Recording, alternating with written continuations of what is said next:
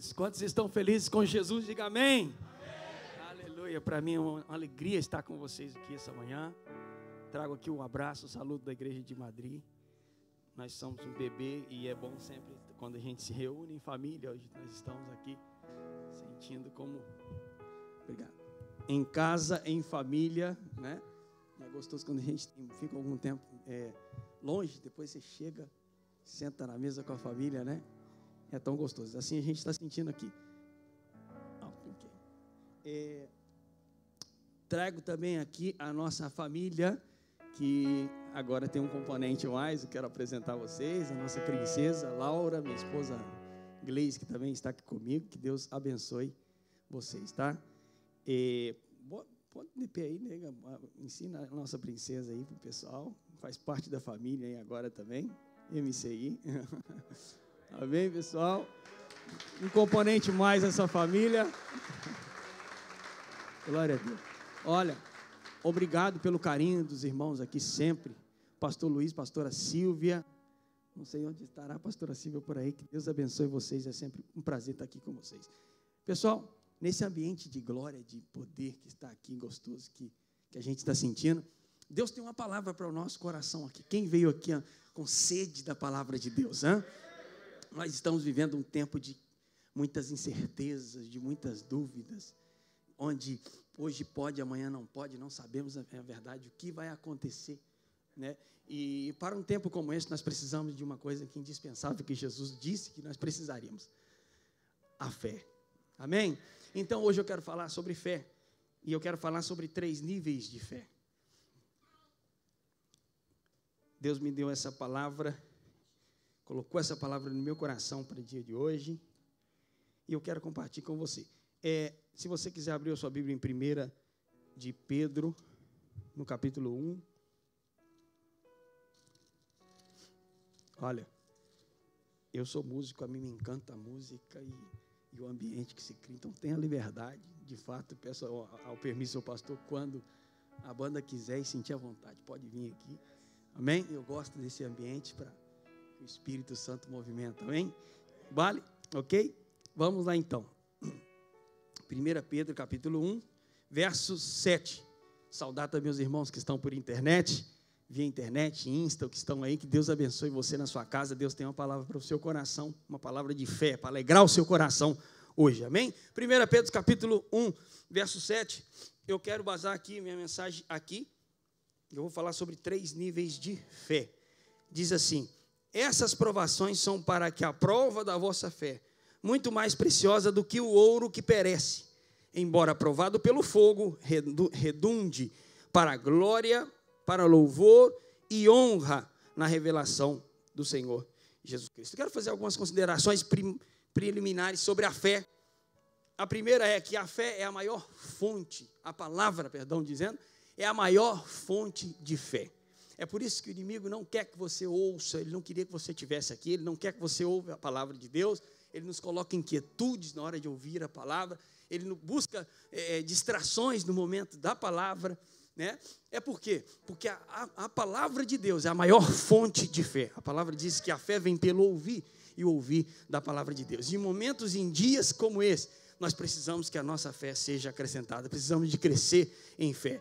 Por isso, nós precisamos de ouvir a palavra de Deus, porque nós crescemos em fé quando ouvimos a palavra de Deus. A maior fonte de fé é a palavra de Deus. A segunda consideração que eu quero fazer aqui é que Deus nos abençoa segundo a medida da nossa fé. Evidentemente, Deus abençoará você segundo a medida de fé que você tem. Isso leva a um outro princípio, que é: a fé pode ser medida, ela sofre variações. Talvez você não sabia disso. A fé sofre variações. Eu vou provar para você aqui, porque hoje eu vou falar sobre 3 níveis de fé. Existem outros, muitos mais, mas eu vou falar sobre 3 níveis de fé. Prova que hoje a minha fé pode ser uma, amanhã pode ser outra, e amanhã pode ser outra. Quanto mais eu vou crescendo em Deus, vou ouvindo mais a palavra de Deus, a minha fé vai sendo acrescentada, eu vou crescendo em fé. Existem vários níveis de fé. Existe um medidor de fé também. Qual é o medidor de fé? As provações, porque a prova da nossa fé. Quando a nossa fé é provada, é Deus medindo, porque às vezes nós queremos muito e queremos alcançar, mas às vezes a nossa fé não alcança aquilo que nós queremos. Então Deus vai nos provar para saber o nível de fé que nós temos, ok? Então, vou falar sobre 3 níveis. O primeiro nível de fé é pouca fé, que vai estar em Mateus 14. Eu quero que você acompanhe comigo esse texto de Mateus 14, 28 ao 31. Glória a Jesus. 14, 28 ao 31. O primeiro nível de fé. Mateus 14, 28 ao 31. Respondeu-lhe Pedro: Senhor, se és tu, manda-me ir ter contigo por sobre as águas. E ele disse: vem. E Pedro, descendo do barco, andou por sobre as águas para ir ter com Jesus. Mas observando o vento forte, teve medo e, começando a afundar, clamou: Senhor, salva-me. E imediatamente Jesus estendeu a mão, tomou-lhe e disse: homem de pequena fé, por que duvidaste?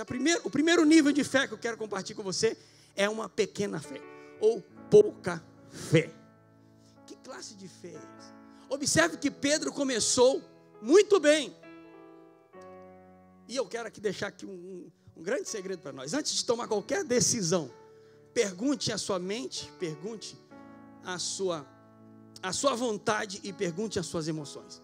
Boa parte de nós tomamos decisões com base sempre nas nossas emoções. Só perguntamos as nossas emoções. E as nossas emoções, a gente sabe que fala de sentimento. Hoje é, amanhã não é. Hoje a gente quer, amanhã não quer. Enfim, nós equivocamos muito. Então, observe que Pedro, ele vai desafiar a Jesus. Observe o que ele vai dizer aqui. Respondeu-lhe Pedro: Senhor, se és tu. Ele está usando a sua mente analítica.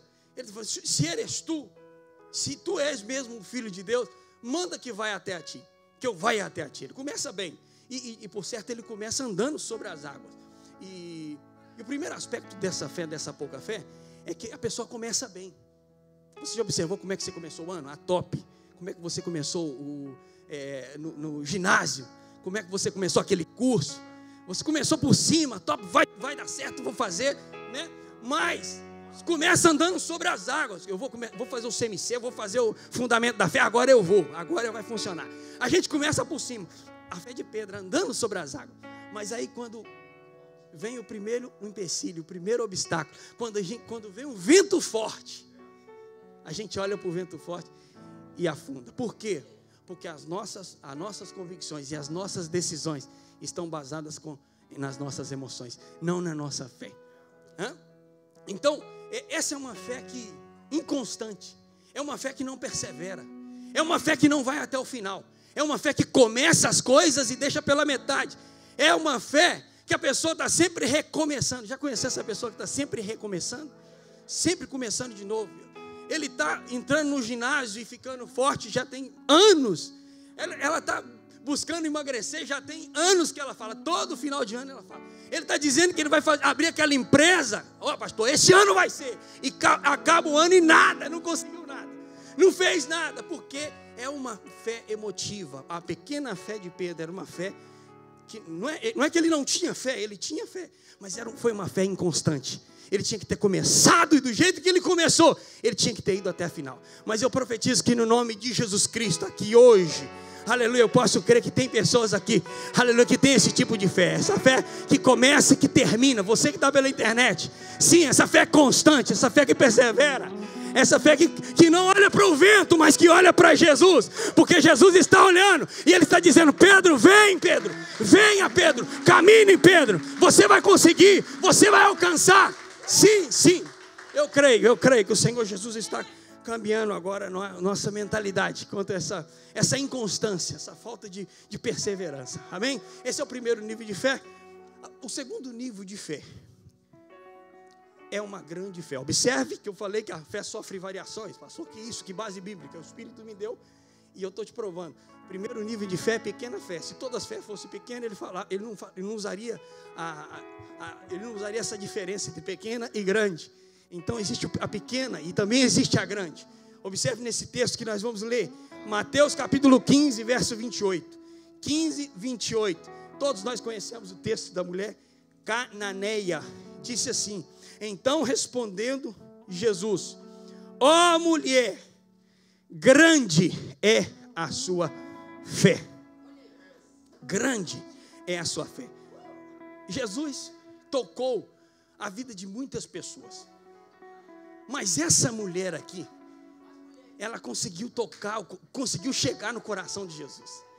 Ela conseguiu tocar o coração de Jesus. E observe que ela tinha um propósito, ela tinha um objetivo, ok? Mas Deus quer saber até onde a gente quer chegar. Todos nós temos objetivos, né? O que acontece é que diante das dificuldades, que é o medidor da nossa fé, a gente mostra se realmente nós temos ou não temos fé. Ela começou muito bem e terminou muito bem. Aquela mulher era uma cananeia. E nós sabemos que os cananeus eram um povo abominável, que praticava, a parte de adorar muitos deuses, praticavam sacrifícios humanos e etc, e etc. Por isso Jesus vai dizer para essa mulher, não é lícito tirar dos filhos e dar aos cachorrinhos. Mas eu observo aqui algumas coisas antes de chegar aqui, para definir o aspecto dessa fé, algumas coisas que essa mulher teve que enfrentar, as oposições que ela teve que enfrentar para chegar até Jesus.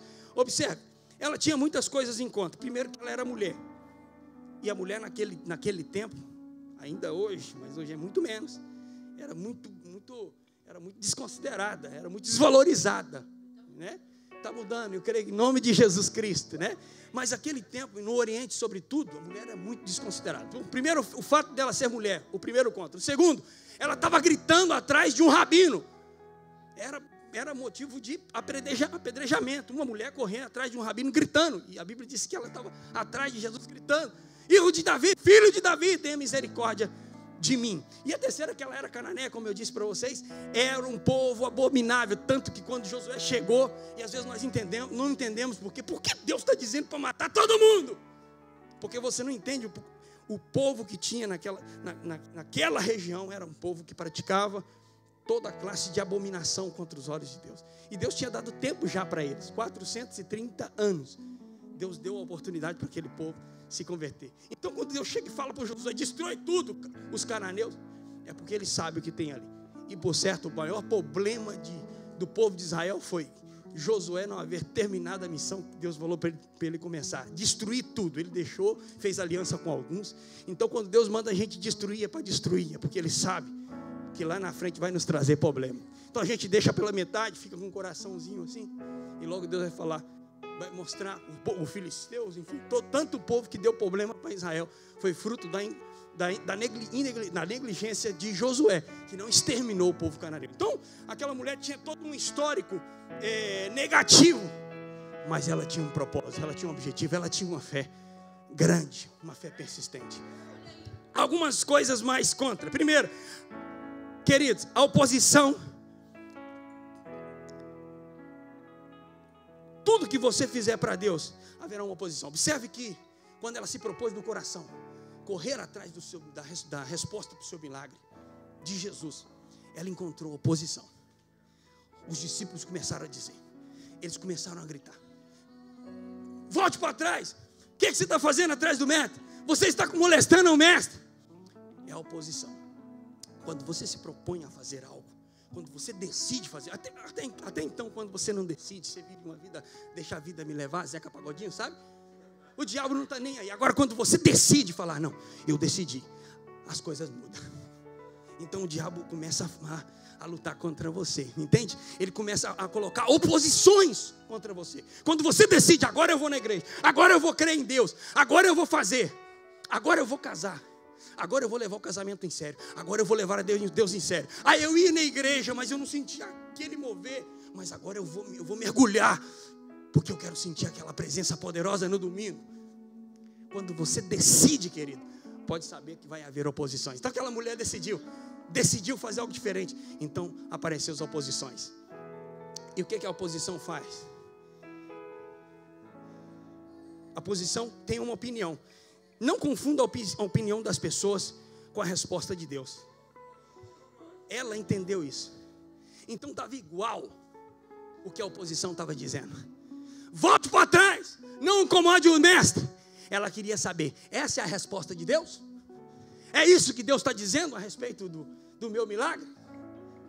o que acontece é que muitos de nós paramos na metade do caminho, desistimos das nossas conquistas, das nossas bênçãos, porque nós nos basamos na opinião da oposição. E a oposição está dizendo, não, esse negócio não vai funcionar, você não tem capacidade para isso. Ah, essa menina é muito para ti. Não, você é muito feio para... Você não vai conseguir. Sabe, essa empresa, não, esse sonho, sabe, esse casamento está destruído, não vai dar certo. Essa é o que a oposição está dizendo, mas o que Deus está dizendo? É aí que nós temos que nos fixar. Que é o que Deus está dizendo de toda essa crise, de toda essa pandemia. Você já procurou saber? Eu estou acreditando que Deus, sabe o que Deus está dizendo? Eu estou criando esse tempo para manifestar a minha glória no meio do meu povo, como nunca fez. Eu estou criando esse tempo para fazer na minha igreja, para que o mundo lá veja que a minha igreja é o meu escaparate. Não interessa o que o mundo está dizendo, o que interessa é o que Deus está dizendo sobre o assunto. Que é o que Deus está dizendo, vai em frente, continua, cresça mais, avance mais. Enquanto está a pandemia acontecendo, a oposição está dizendo, tem que fechar as igrejas. Não, pode fechar o local, mas a igreja continua aberta, porque a igreja somos nós, amém? Então a oposição está dizendo, volta para trás. Ela não está nem aí. Faça da oposição um estímulo, um combustível. Aqui está alguma coisa que não me encanta. Se tem uma coisa que eu gosto, é quando as coisas se apertam, é quando alguém não acredita em mim. É um combustível. Tem gente que fica, ai, pois é, né? Aquele sentimento de viticismo. Me falaram que eu não vou conseguir. Estão se levantando contra mim. Não acreditam em mim. Me chamam de burro. Me chamam de feio. Me chamam de incompetente. Sabe o que você faz com isso? Transforma isso em combustível. A oposição estava dizendo para ela, pastor Luiz, volta para trás, não incomode Jesus. E quanto mais a oposição dizia, não, volta para trás, não para, mais ela caminhava com mais força, mais ela pensava na minha filha, mas eu tenho um objetivo, eu tenho um propósito, eu vou enfrentar, há muitos contras contra mim, eu estou correndo muitos riscos, mas eu tenho um objetivo, eu tenho um propósito, eu vou usar de toda essa oposição, essas palavras negativas, um combustível para mim chegar até lá. Eu chegava com minha esposa no banco para pedir um empréstimo para comprar na casa, e ela ficava com vergonha. Às vezes eu falava, meu bem, você me mata de vergonha. A primeira coisa que eles perguntavam para mim, quanto você tem guardado? Eu falei, eu não tenho nada guardado. Qual é a sua nómina? A nómina é o seu contra-cheque, o que você ganha por mim. Eu falei, uai, é 1.000 euros. Eu falei assim, primeiro, você tem que ter como mínimo um 30%. Você não tem nada de ahorro, o banco te financiou 80, você tem que ter um 30. O seu contra-cheque tem que ser como mínimo 1.000. Fim de conversa, não dá. Eu falava, eu vou comprar minha casa. Eu quero uma casa. E com essas condições, eu quero 100% financiado. E eu não tenho um centavo para dar de entrada. E eu quero essa casa assim, assado. Tal como eu plano. E eu fui em vários bancos e ela falava, meu bem, já não vou contigo, você me mata de vergonha. Quando ele pergunta quanto a gente tem, e você fala que não tenho nada, eu fico com a cara lá no chão. Dá vontade de meter a cara. De onde ela está? Ela estará por aí, né? Ai, tampa o ouvido dela aí, pessoal. Tampa o ouvido. Mas eu persisti, cara. Tudo foi assim na minha vida. Eu ia atrás, eu não ouvia, eu fechava os ouvidos. Eu não deixava aquilo entrar no meu coração. Eu motivava ainda mais. E Deus me deu a vitória. Hoje nós estamos na nossa casa. E ela fala, pô, graças a Deus.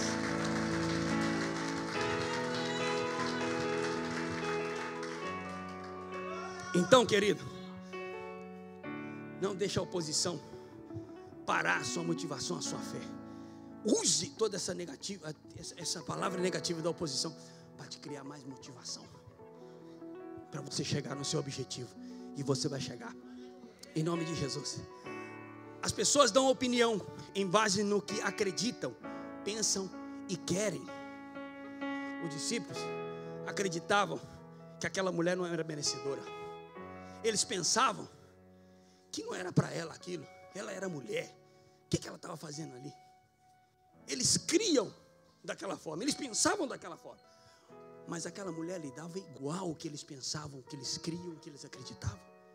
Ela só queria chegar até perto de Jesus. Ela só queria falar com Jesus. E que classe de fé é essa, pastor? Que grande fé é essa? Me inspira aqui, me amplia aqui a visão, me faça entender. Essa é a fé persistente. Essa é a fé que não desiste. Essa é a fé de Jacó, que não aceita um não como resposta. Essa é a fé que a mulher fala assim: não, eu não gosto, eu não quero, não vou casar com você. Aconteceu comigo.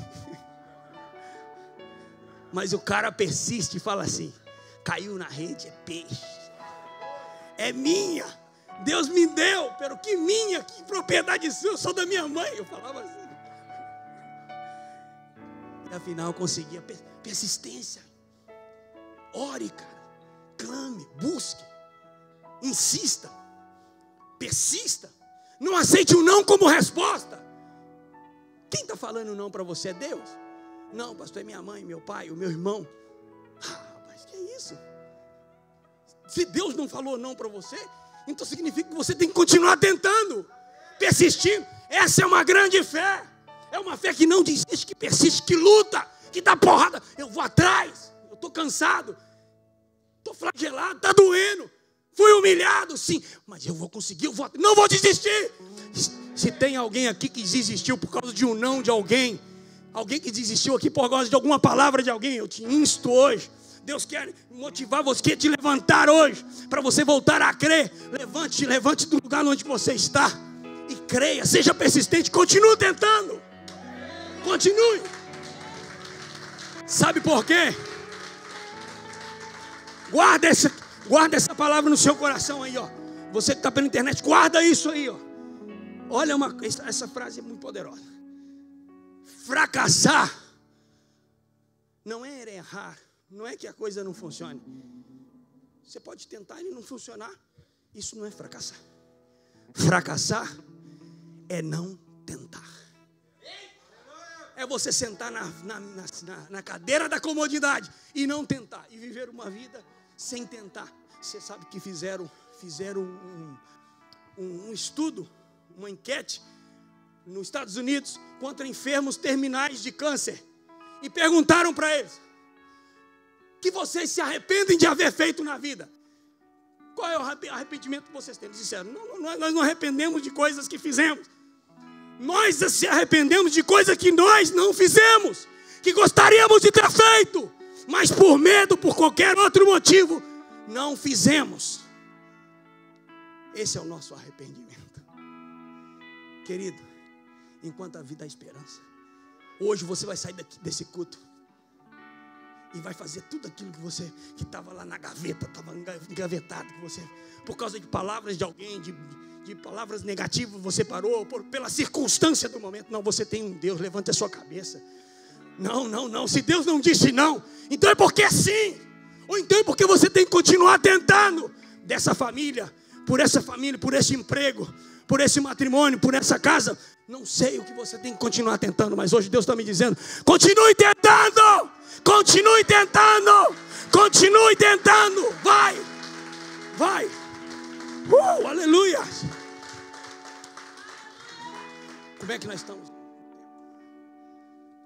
Terceiro, e vamos finalizar. Eu disse 3 níveis de fé. O primeiro nível de fé é uma pequena fé. Diga comigo: o primeiro nível de fé é uma pequena fé. Agora o segundo nível de fé, e o terceiro nível de fé. Essa fé é muito poderosa. Vem comigo para Lucas, capítulo 7, verso 1. Amém? Oh, aleluia. Quantos estão aí? Diga amém. Olha, eu posso acreditar que hoje já pode vir os músicos para cá, porque depois dessa a gente já vai concluir aqui para arriba. Amém, querido? Observe a história desse centurião. Primeira coisa, esse camarada aqui do capítulo 7 não era crente, não era religioso, E observe o tamanho da fé desse camarada. Ele tinha um problema. Olhe para cá, olhe para mim. Deixa os músicos aí se fluindo. Olhe para cá, porque é muito importante para você entender, para você não perder aquela parte no final. Depois você vai falar, poxa, aquela parte do final eu não entendi.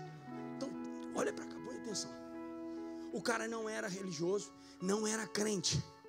Ele tinha um problema, porque o servo dele estava enfermo. E ele ouviu falar que Jesus curava, fazia muitos milagres. A primeira coisa que ele fez, eu vou mandar os anciões. Vou mandar os anciões lá para falar com Jesus, para ele vir aqui na minha casa e curar o menino aqui para mim. Os anciões sabiam que ele era um homem bom de coração, não era crente, mas era um homem bom de coração. Foram e disseram, ó Jesus, o cara é bom de coração, ele é uma pessoa justa, fez até uma sinagoga aqui para nós. E Jesus falou, tá bem, vou lá. Agora, antes de Jesus chegar na casa dele, ele vai mandar os amigos agora. Diga comigo, anciões. Ele manda primeiro. Agora ele vai mandar os amigos. Então, gente mais perto. Então, ele quando manda os anciões, ele começa a pensar. Ele começa a analisar. Né? Pois, peraí. Para que esse cara, eu sou também uma autoridade. E eu mando que esse vai, que esse vem. Eu também estou submisso a uma autoridade. E eles me mandam que vai, que vem, que faça, que não faça. Agora, se esse camarada, se Jesus é uma autoridade também, para que ele tem que vir pessoalmente aqui? Pô, se o reino dele for só ele está lixado, desculpa essa expressão. Ele está lixado para conseguir expandir esse reino. Ah não, esse reino também deve ser como o reino que eu conheço aqui, é da terra, que existe uma autoridade, existe um superior, mas existe também os seus subordinados, existem os soldados, existem os cabos, enfim. Então, amigos, vem para cá. Vou retificar aqui um pouco do erro que eu fiz. Primeiro eu mandei uns amigos, agora eu vou os anciões, agora eu vou mandar os meus amigos. Porque eu preciso de honrar esse homem, porque eu reconheci quem era esse homem. Então ele vai mandar os amigos, vai dizer e vai escrever na carta para Jesus, eu mandei os anciões, mas agora eu mando os meus amigos, porque eu creio, eu reconheço que tu eres uma autoridade constituída por Deus. E eu, primeiro, eu não sou digno que o Senhor venha aqui. Segundo, o Senhor não precisa de vir aqui, porque uma autoridade, se o presidente está lá de vacações agora, ele pode mandar uma ordem para um soldado vir aqui e mandar fechar a igreja e ponto. A autoridade não precisa de ir até o lugar. Ele falou, eu entendo disso. Então, eles executaram então a ordem do centurião. Executaram a ordem do centurião. A notícia chegou até Jesus. A carta chegou até Jesus. Jesus leu a carta e Jesus vai dizer assim: terceiro nível de fé. Ouvindo isso, Jesus se maravilhou. Voltando-se, disse à multidão: digo-vos que nem ainda em Israel achei tanta fé. O terceiro nível de fé, pastor Luiz, é uma fé indefinida. Que classe de fé é essa? Agora que você vai ficar doido mesmo. Levanta aí do seu lugar, porque agora a gente já vai terminar. Olha, essa é uma fé que reconhece as autoridades constituídas por Deus. Isso é. Quem são as autoridades constituídas por Deus? Deus poderia fazer tudo sozinho, mas Ele quis compartilhar, Ele quis delegar. Então Ele foi lá na casa e colocou um pai.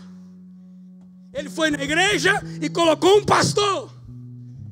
Ele foi lá na sociedade, no sistema que é o sistema de governo, e colocou um presidente, um primeiro-ministro. Ele foi no seu trabalho e colocou um chefe, um amo.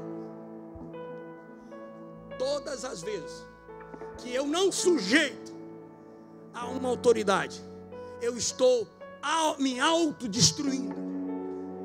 quando eu não obedeço a minha mãe, quando não eu respeito o meu pastor, quando eu não sou fiel no meu trabalho, quando eu critico e não obedeço às leis e ao governo, eu estou rebelando contra uma autoridade constituída por Deus.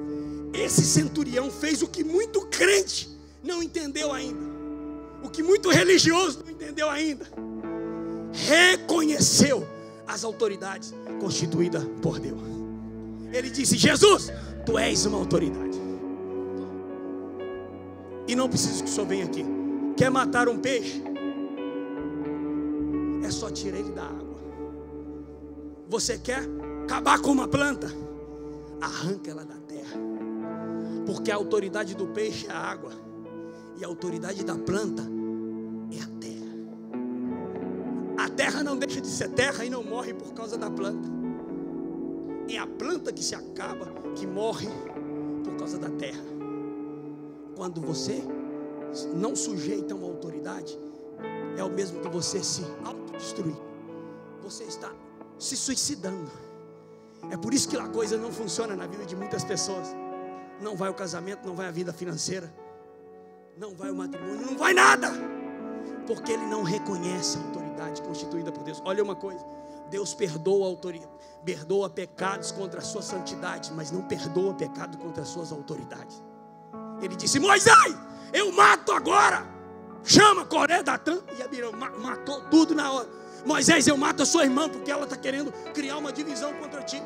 Não reconhecer a autoridade constituída sobre você. Eu mato ela. Você quer que eu mate? Moisés diz: não, Deus, calma. Ouviu alguém dizer para Deus: calma? Então Moisés diz: calma.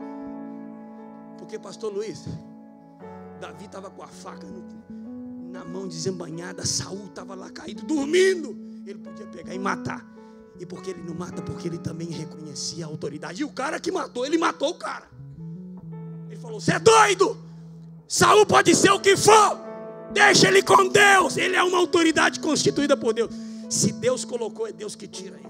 Querido, a gente não sabe o poder de sujeitar a uma autoridade constituída por Deus. Cara, talvez falta isso para a nossa vida se desenrascar, para a gente começar a crescer e começar a voar, começar a alcançar os ares altos. A planta não tem problema com a terra, os peixes não tem problema com o mar, porque eles entendem que era ali a sua autoridade, é ali o seu lugar. Ali eles crescem, ali eles se reproduzem. As plantas dão frutos, crescem, as árvores, os arbustos. Nós temos problemas com as autoridades, porque a criticamos, não aceitamos, somos antagonistas às ordens delas, às revelações que Deus dá às autoridades. Não gostamos de submeter as autoridades. Mas hoje Deus me trouxe aqui porque Ele quer mudar isso. Quer mudar isso em nós. Porque Ele crê que existe um povo ainda como esse centurião, que reconhece, que valoriza, que honra as autoridades constituídas por Ele. Sabe o que Deus quer fazer? Ele quer derramar a sua glória de uma forma toda poderosa sobre o teu povo. Mas nós precisamos de reconhecer as autoridades constituídas por Ele. Ama o seu pai, obedeça o seu pai, honre o seu pai. Não fala palavrão com ele, não xinga ele, porque você vai estar você vai estar se rebelando como uma autoridade constituída por Deus. Ama o seu chefe, ora por ele. Deus vai abençoar a tua vida através da vida dele. Peça a Deus para prosperar ele. Peça a Deus para colocar no coração dele uma melhora do seu salário, para ele ser justo com você. Não critica ele, não apunhada ele por trás. Não queira atravessar o seu chefe, não faça isso não. Você não está contra ele, você está levantando contra uma autoridade constituída por Deus. Quer seja ele o que for. O seu marido, obedeça o seu marido. Honre o teu marido. Seja compreensivo com ele. Sujeita-se. Querido, homem, obedeça, ama a sua mulher. Às vezes é necessário também, a gente erra. A gente, pastor, essa submissão é para a mulher. Às vezes as mulheres falam umas coisas que a gente não quer se baixar, mas a gente tem que obedecer. Poxa, é melhor obedecer aqui. Obedecer aqui. Com isso eu termino. É melhor obedecer aqui. Baixista, Saul chegou depois de ver feito um disparate, fez tudo o contrário do que Deus mandou ele fazer. Aí depois ele quis consertar, porque às vezes Deus fala uma coisa e a gente faz outra, né? Aí a gente quer consertar, pastor, com jejum, com oração. Ó, pastor, eu não vou lá não, eu não vou te obedecer não. Ó, desculpa lá, mas eu vou fazer um jejum de 40, de 50 dias. Olha, eu não sou fiel à minha mulher não, mas olha, eu coloco comida lá na mesa, lá, eu sou homem da casa, sabe? Mas eu dou minhas voltinhas por aí. É melhor obedecer que sacrificar. É melhor obedecer que sacrificar. Queridos, com isso eu termino aqui a minha mensagem. Que Deus possa falar no seu coração durante essa semana com essa palavra que vai remoendo aí. E que você possa crescer em fé hoje, porque a sua fé já não é a mesma a qual você entrou aqui. Porque a fé vem pelo ouvir. Amém? E nós vamos entender esse tempo de crise. Sabe o que Deus está fazendo nesse tempo? Ele quer que seu povo cresça, avance. Sabe o que aconteceu lá, Rita? Disse que quanto mais o povo era oprimido por Faraó, os caras mandaram as parteiras matarem os meninos. Mas diz que quanto mais o povo era oprimido, mais eles cresciam. Sabe o que é isso? Mas quanto mais a igreja for oprimida, mais a igreja vai crescer. Eu profetizo isso. Ei, profetizo. Chegou o tempo, é agora.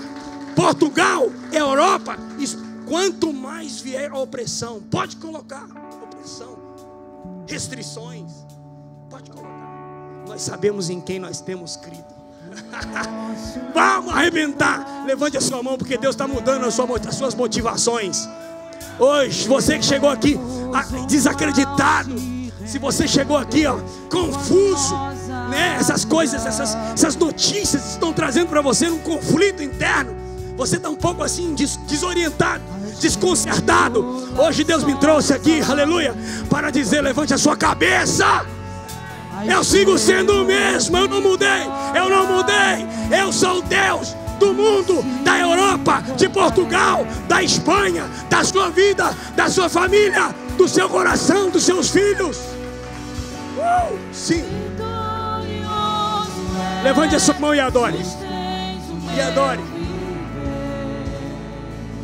Adore. Você que está aí pela internet também.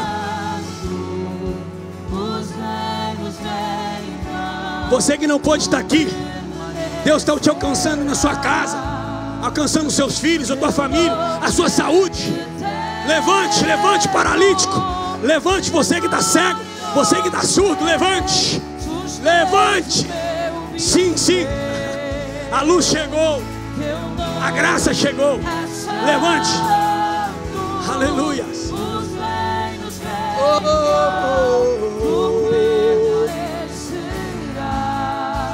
Seu nome